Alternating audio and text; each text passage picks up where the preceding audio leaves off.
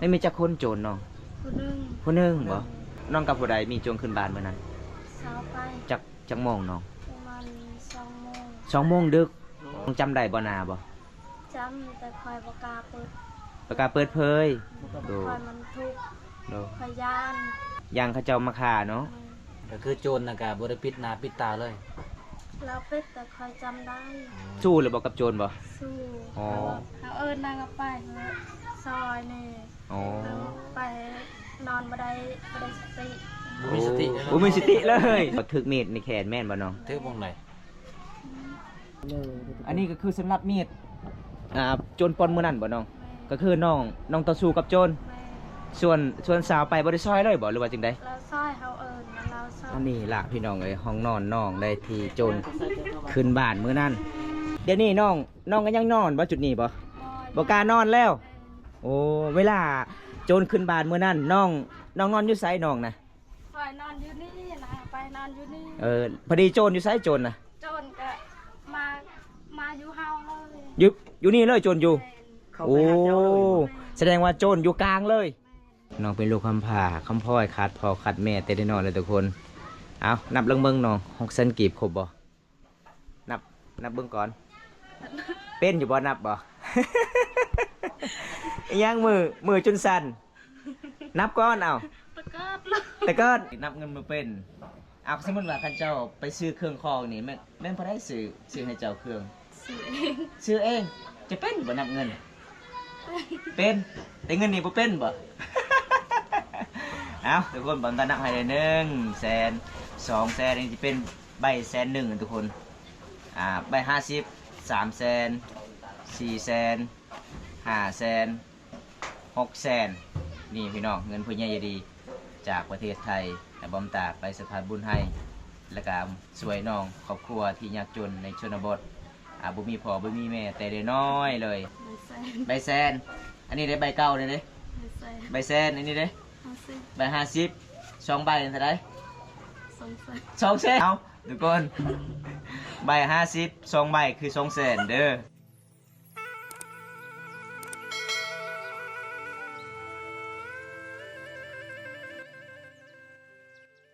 เอากับสบายดีทุกคนสบายดีบรรยากาศยามตอนแรงๆทุกคนเลย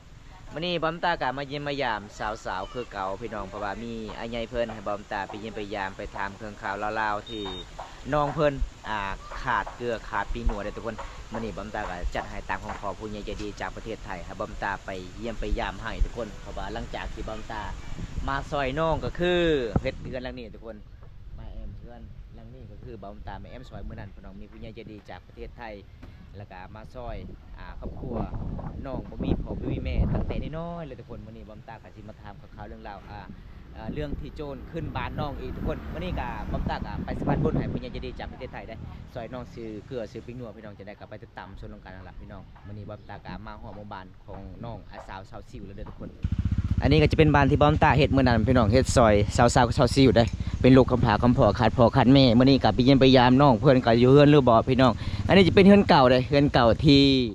เขาเจ้าอยู่แต่ตอนน้อยๆทุกคนเพราะว่าตั้งเฮือนให้น้องสมัยแต่ก่อนก็จะเป็นเบาเตียงทองเพิ่นก็บ่ได้มาแล้วเขตนี้ก็เลยบอมตาก็มาจัด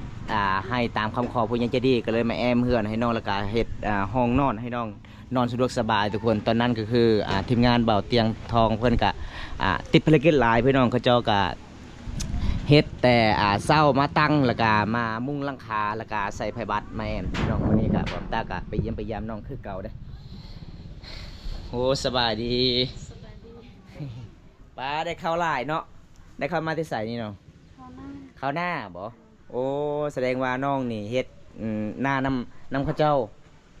นาเคย หน้าเจ้าเองบ่เจ้ามีหน้าบ่น้องโอ้มีหน้าจักไห้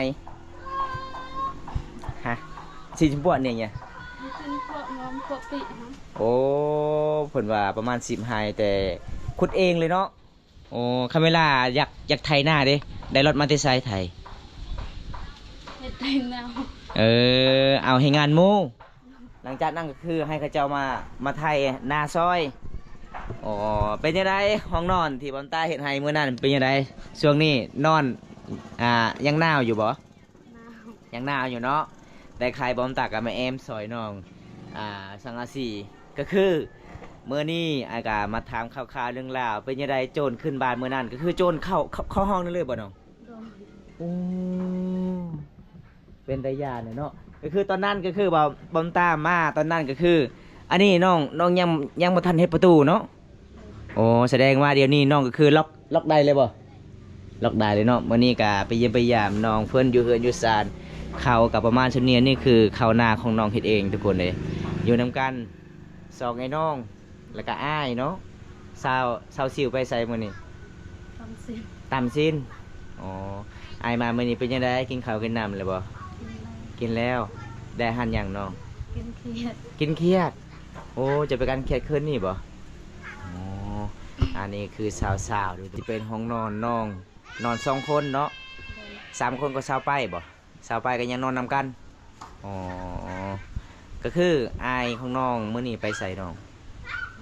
อยู่เฮือนบ่บ่ได้ใส่เวียกเลย อ๋อ ทางให้แล้วบ่น้อง ไม่ให้ บ่มีให้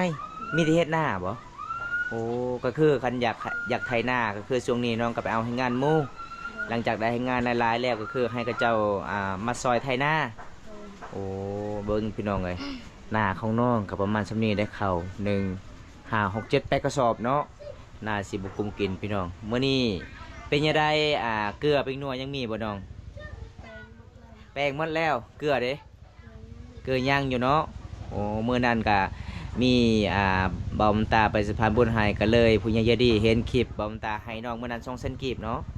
แล้วก็มีเสาไปก็ประมาณ900,000แล้วทุกคนก็เลยมื้อนี้ก็อาใหญ่เพิ่นก็เป็นห่วงเจ้าอีกให้น้องได้ซื้อเกลือซื้อปิ้งนัวเพิ่นว่าเจ้าซื้อบ่พอเนาะ อันนี้ก็บ่มีหยังหลายเด้อไอ้มาเยี่ยมมายามเจ้าอันนี้ก็เป็นเงินผู้ใหญ่ใจดีจากประเทศไทยให้บอมตาไปสะพานบุญให้ช่วยน้องซื้อเกลือซื้อปิ้งนัวด้วยน้องเด้อ โดย เพราะว่าน้องก็บ่มีไผหาเงินหาค่ำเนาะน้องเป็นลูกคำพร้าคำพ่อยขาดพ่อขาดแม่แต่ได้น้อยเลยทุกคนเอานับเบิ่งน้อง600,000กีบครบบ่นับเบิ่งก่อน เป็นอยู่บ่นับบ่ อิหยังมือจนสั่นนับก่อนเอา ตะกร้าเลย แต่ก็โอ้ เอาทุกคนเดี๋ยวบางตาก็สินับให้น้องก่อนน้องกะนับเงินมาเป็นเด้อทุกคนเลยเอาจับให้น้องก่อนจักบาทโอ้ยพี่น้องเว้ย สาวๆนี่นับเงินมาเป็นเอาสมมติว่าคันเจ้าไปซื้อเครื่องคองนี่แม่นพอได้ซื้อให้เจ้าเครื่อง ซื้อเอง ซื้อเองจะเป็นบ่นับเงิน เป็นแต่เงินนี่บ่เป็นบ่ เอาทุกคนบอลตานับให้ได้100,000 200,000นี่จะเป็นใบ100,000ทุกคนใบ50 300,000 400,000 500,000 600,000นี่พี่น้องเงินผู้ใหญ่ใจดีจากประเทศไทยแต่บอมตาไปสะพานบุญให้และก็สวยน้องครอบครัวที่ยากจนในชนบทบ่มีพ่อบ่มีแม่แต่ได้น้อยเลยเมื่อนั้นก็คือเฮาไปหากินเนาะกับทีมงานหาบ่วงเนาะไปหาขุดกระปูกับบ่ได้ได้แต่กระปูตัวหนึง อันนี้ก็คือเงินไอ้ฮักเพิ่นให้เจ้าซื้อเกลือปิ้งนัวเด้ออันนี้ใบยังนี่เนาะ ไม่ใส่ ใบแซนอันนี้ได้ใบเก่าเลยเด้ ไม่ใส่ ใบแซนอันนี้เด้ เอาสิ ใบ50 2ใบนี่เท่าไหร่ สงสัย 2แสน เอาทุกคนใบ50 2ใบคือ200,000เด้ออันนี้คือใบเซนหนึ่งเนาะใบเซนหนึ่งใบ50คันใบหนึ่งคันใบหนึ่งนี่50 2ใบนี่200,000น้องว่าทุกคนคักหลายเด้อพี่น้อง เอาอันนี้ก็คือบอมตากาสิมอบให้น้องซื้อเกลือซื้อปิ้งนัวก่อนแล้วก็เงินผู้ใหญ่ใจดีจากประเทศไทยให้บอมตาไปสถานบุญให้แล้วก็ช่วยน้องครอบครัวที่ยากจนในชนบทประมาณนี้ทุกคนบอมตากาภูมิใจหลายได้ทำบุญน้ำกันได้วันบุญให้ผู้ใหญ่ใจดีเมื่อนี้ก็เดินทางมาหลายกิโลเนี่ยพี่น้องว่าสูงเนี่ยอากาศหนาวก็เลยเดินทางมาสิลำบากขี้พูดมันหลายทุกคนเลยเพราะว่าเงินที่ไอ้เพิ่นผักมาเกือบเป็นทิศเลยบอมตากับเลยไปหาน้องเพราะว่าบอมตาก็ติดภารกิจหลายเมื่อนี้ก็เดินทางหมู่บ้านนี่ก็จัดให้จำเป็นพี่น้องคันบ่มาก็บ่ได้ยังผู้ใหญ่ใจดีจากประเทศไทยบ่เชื่อบอมตาก็เลยมื้อนี้ก็ได้ทำบุญนํกันพี่น้องอันนี้ก็คือคันซื้อเกลือปิ้งนัวกับประมาณจักเดือนจึงเบิดเนาะบ่ฮู้บ่อ๋ออีหยังน้องมื้อนี้คือโตสัตว์ยิ่งๆอีหยัง ดีใจบ่น้องดีใจได้เงินหลายบ่ ดีใจ ดีใจเนาะเอาขอขอบใจผู้ใหญ่ใจดีหน่อยเด้อตะดัง ตรัง เอาเว้าตามค่อยเว้าขอบคุณละขอขอบคุณหลายๆเด้อ ขอบคุณหลายๆเด้อ ผู้ใหญ่ใจดี ผู้ใหญ่ใจดี ผู้ใหญ่ใจบุญ ผู้ใหญ่ใจบุญ จากประเทศไทย จากประเทศไทย เขาขอให้อยู่ดีมีแห้ง ขอให้อายุดีมีแรง ขอให้ร่ำให้รวย ขอให้ร่ำให้รวย ขอให้อายุมันคนยืน ขอให้มีเงินคนยืน ได้นี่ต่อไป ต่อไป ขอให้อ้าย ขอให้อ้าย ได้เงิน ได้เงิน กลับคืน กลับคืน พันเท่าล้านเท่าเด้อ พัน พันเท่า พันเท่า ล้านเท่าเด้อ ล้านเท่าเด้อ นี่พี่น้องเพราะว่าน้องกะอวยพรกะบ่ค่อยเก่งดีใจหลายพี่น้องเพราะว่าบอมตากะเห็นน้องกะจนมือสั่นแต่ยิ่งๆยัก น้องว่าใบ50 2ใบคือ200,000ปกติก็เงินลาวใบ50 2ใบคือ100,000นี่พี่น้องเอ้ย แต่น้องดีใจแฮงจนเว้าบ่ออกเลยทุกคน น้องอาสาวดีใจจักเปอร์เซ็นต์น้อง 100% 100%บ่ เด้อ อ๋อบ่คิดบ่พันเลยเมื่อคืนนี้ว่าสิได้เงินก่อนซำนี้ บ่ บ่ขึ้นเลยบ่โอ้หลังจากได้เงินแล้วน้องให้นำเอื้อยแล้วว่าให้นำอ้าย ให้เอื้อยเนาะโอ้คันท้าให้อ้ายก็คือเบิดคือเก่าเนาะ หลังจากนั้นก็คือบอมต้ากะสิพาน้องอัปเดตห้องนอนน้องได้บ่น้องได้บ่ห้องนอนเจ้านี่ได้บ่ไปเบิ่งบ่ได้บ่ ได้ ได้เนาะเพราะว่าบอมต้าอยากไปเบิ่งเพราะว่ามี FC ให้บอมต้าถ่ายลองเบิ่งตอนโจรขึ้นบ้านมาปล้นสองไอ้น้องนอนอยู่ห้องนี่ทุกคนก็คือโจรขึ้นแบบใดคือขึ้นใดก็คือเอื้อยของน้องตื่นขึ้นมาก็คือเห็นโจรเข้าห้องเลยอ๋อตอนโจรขึ้นบ้านก็คือเอื้อยน้องบ่ได้ยินเลยบ่น้องบ่ฮู้เลยโอ้หลังจากโจรขึ้นบ้านแล้วก็คือโจรเอาหยังมาจีเอามีดหรือว่าจังใด เอามีด เอามีดบ่ใหญ่บ่ น้อย มีดน้อยโอ้ก็คือมีสบายมาซอยอยู่บ่น้องบ่มีเลยโอ้พี่น้องก็คือยามที่โจรขึ้นบ้านนี่ยามฤดูหน้าฝนหรือว่าจังใด คน ยามฝนตกบ่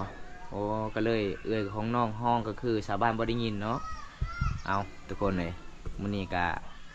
สิถามข่าวๆเรื่องราวน้องตอนนั้นก็บ่คิดบ่พันว่ามีโจรขึ้นบ้านน้องทุกคนเลยเห็นแล้วก็สงสารเด้พ่อแม่ก็บ่มีอีกมีโจรมาปล้นอีกญาติน้องได้ทองบ่คือโจรมาปล้นอยู่บ้าน บ่มี บ่มีเลย เงินก็บ่มี เงินก็บ่มี โอ้แล้วโจรสิเอาหยังมาปล้นเอาทรงเสื้อหรือว่าจังใด โอ้ โอ้โหบ่แม่น จะเอาโตเจ้าบ่ บ่แม่นน้องมีสินตามเองหลายบ่บ่แม่นน้องมีสินบ่มีบ่โอ้น้องเรางงคือกันเนาะว่าสิโจรขึ้นบ้านจักโจรสิปล้นหยังเนาะโอ้พี่น้องเอ้ยเอาแล้วเอ้ยของน้องไปไสตอนนี้ ไปใส่เอ่ยน้อง ไป ปกติ ไป อยู่ตารางเฮือนบ่ ตะดางเดือน เอิ้นเอ้ยเจ้าขึ้นเฮือนนี่เด้อเอิ้นนี่เจ้าเอิ้นมาจังได๋เอ้ยน่ะ ยิกคิวสิน้องอัดสิเคินทุกคน เอาทุกคนตอนนี้น้องกะมาเอิ้นเอื้อยของเพิ่นก่อนเด้เห็นแล้วก็สงสารเนาะ ซาดี สงสารหลายเลยทุกคนเห็นแล้วก็สงสาร เจ้านั่นก็สังกะสีนั่นก็ยังบ่ได้ใส่เนาะ ยังบ่ใส่แต่ไฟบัตรมันเปื่อยมันมุนเบิดหลังจากตอนน้องใส่ไฟบัตรก็บ่มีโจรเด้ นี่เนาะ หลังจากบอมต้าแอมเบิร์ดอันนี้ก็คือป้องกันโจรล่ะบ่ให้ปล้นโจรบ่ให้ปล้นชุดท้ายปูนขึ้นได้เซย โอ้โจรขึ้นได้เซย แต่สุดท้ายก็คือน้องบุญลีที่น้องได้ยินเสียงสังกะสีเวลาโจรขึ้นบ้านนี่มันห้องตึงน้องก็เลยตื่นเห็นบ่ ขึ้นมาเลยเนาะ แม่นมันแปลกหลายเลย จนสะดึ้งตุ้ม แม่น เซาซิวแม่นสาว สาวซิว สาวซิวเนาะ สาวๆก็คือไป มา แข แล้ว ก บ่ เล เอ่ ย ยจ้ะน่ะ โอ้ อ๋อมาเลยเนาะ สบายดี สาวซิว ป้าจะไปใส่น้อง เต็มหู แต้มฮูบอ๋อตามสิ้นบ่ เต็มหูป เจ้า ตามหูป เจ้าตามสิ้นหยังสิ้นจกอ๋อ สิจก อันนี้คือน้องเนาะคนนี้คือเอื้อยซองไอ้น้องนี่ล่ะพี่น้องเอ้ยซองไอ้น้องอยู่น้ำกัน3คนแล้วก็อ้ายเพิ่นแน่อ้ายเพิ่นอ้ายก็ยังบ่ได้เมียบ่ยังบ่ได้เอาเงินนี่น้องใส่บาทน้องว่าสิให้น้ำเอื้อยเอาไว้ เอาไว้ บ่ให้เอื้อยแล้วบัดนี้ อ่า บ่สาวซิวมื้อนี้อ้ายถามน้องได้บ่ ก็คือตอนนั้นก็คือมีโจรขึ้นบ้านน้องแถบ่ แม่ ขึ้นอยู่ห้องเลยบ่น้องมันมีจักคนโจรน้อง ผู้หนึง ผู้หนึงบ่น้องนอนกับผู้ใดมีโจรขึ้นบ้านมื้อนั้น สาวไป สาวไปบ่ เศร้าไป หลังจากนั้นโจรขึ้นบ้านประมาณจักโมงน้อง ประมาณ2 โมง 2 โมงดึก สองโมงกลาง 2 โมงกลางคืนเลยเนาะ โจรขึ้นบ้านก็คือน้องจำได้บ่นาบ่ จำแต่คอยบ่กล้าเปิด ประกาศเปิดเผย มันก็เปิดเผยเนาะ โอ้โด คอยมันทุกข์ โด คอยยาน โอ้ยังเขาเจ้ามาฆ่าเนาะ แม่ อืม ก็คือโจรน่ะก็บ่ได้ปิดหน้าปิดตาเลย แล้วเป็ดแต่คอยจำได้ จำได้คนวันเดียวกันเนาะโอ้ทุกคนก็คือสาเหตุที่น้องบ่อยากเปิดเผยในสามหมู่บ้านฮู้จักยันน้องเปิดเผยกับยันโจรมาอีกรอบที่สองยันฆ่าเพราะว่าน้องยากจนเด้ แม่ โอ้เห็นแล้วก็สงสารเลยพี่น้องเรา เนาะ วิธีชีวิต ก็คือมือนั่นก็คือมีชาวบ้านกับมาซอยน้องบ่ บ่มี บ่มีเลย บ่มีเลย ฝนตกหนักฝนตกฝนตกแห้งบ่โอ้ก็คือน้องสองคนห้องเอิ้นชาวบ้านคือกันบ่ แม่แต่เราบ่ได้ยิน คนตกแห้งเนาะ ฝนตกแห้งจนได้ยังเมื่อนั้นจนเข้าห้องมาปนน้อง เราบ่ได้ยังเฮาเห็น จะตื่นสะก่อนเนาะ เดินก่อนก็คือพอดีน้องสู้หรือบ่กับโจรบ่ สู้ อ๋อ เฮาเอิ้นนางก็ไปซอยนี่ อ๋อ เราไปนอนบ่ได้สติ บ่มีสติเลย โอ้มีสติเลยเจ้าเอิ้นก็บ่ลุกเลย โอ้เมื่อเลยเนาะ พี่น้องเอ้ยอันได้ยินคร่าวๆในสามหมู่บ้านเขาว่าเจ้าถึกมีดในแขนแม่นบ่น้อง ถือวงไหนโอ้ โอ้ โอ้